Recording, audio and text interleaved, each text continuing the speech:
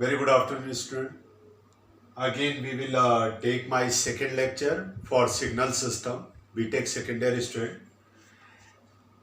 In your exam, I think so 100% it will derive in your paper. Paper में दिया रहेगा क्या? Find out the Fourier series either in the form of discrete signal or in the form of continuous signal. दोनों में से कोई एक जरूर एग्जाम में आएगा. I hope so. मेरी आत्मा कहती है, मेरा सॉल्व कहता है एक जरूर आएगा. रीजन, अगर जहां जहां समेशन है it will shows discrete signal Fourier series, discrete form of Fourier series.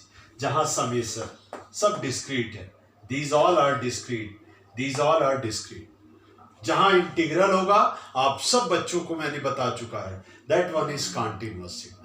तो अभी हम डिस्क्रीट की बात करते हैं. ये डेरिवेशन हमने डेराइव कर दिया.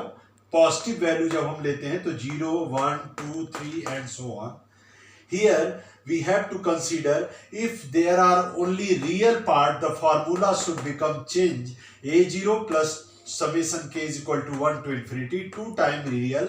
दिस वैल्यू यहां से आया क्योंकि we have to shows x of minus t बराबर एक्स टी होता है. हम आपको प्रूफ करके बता चुके.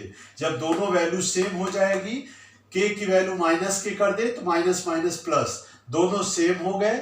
Same value 1 time 2 time, so 2 time real value of this हमने प्रूफ करके कंप्लीट कर दिया. केस, अब कंडीशन हम लगाते हैं. अगर ak की value, here is ak, this ak is polar form, this ak is periodic form. Periodic वाला आप लोग प्रैक्टिस करना, मैं पोलर के बारे में बता देता हूं. If AK is polar form, polar form में हम बताए थे कैसे लिखते हैं, e की पावर थीटा आई, e की power theta j, this one is polar form.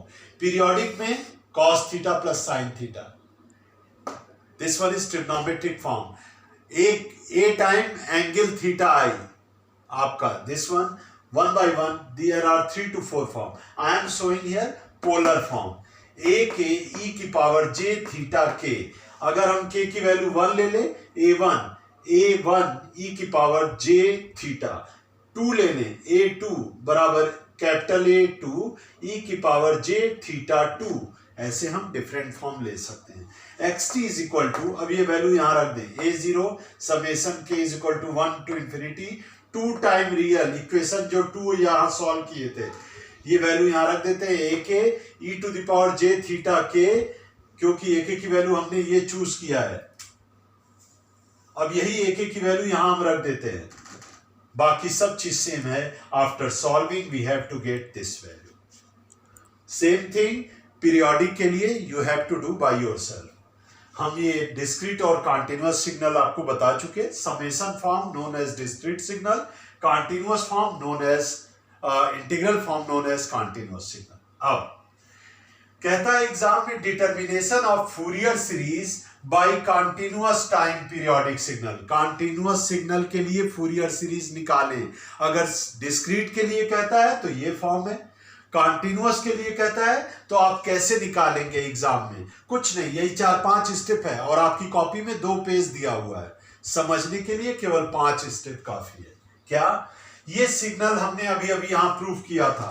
xt बराबर k is equal to minus infinity से infinity ak e to the power j k omega 0 t. क्यों, x ऑफ माइनस टी बराबर xt होता है, हम proof कर चुके हैं, तो हमने पॉजिटिव वाला वैल्यू ले लिया. अब नाउ मल्टीप्लाइंग बोथ साइड, हम बोथ साइड में मल्टीप्लाई कर दें इससे, e to the power minus j n omega 0 t. ये आपको एग्जाम में याद करना पड़ेगा. कुछ चीजें ऐसी हैं, चाहे लाप्लास हो चाहे फूरियर हो, आपको छोटे छोटे फॉर्म याद करने पड़ेंगे कि हम एनालॉग सिग्नल को डिजिटल, डिजिटल को एनालॉग, डिस्क्रीट को कॉन्टिन्यूअस कैसे बदलें.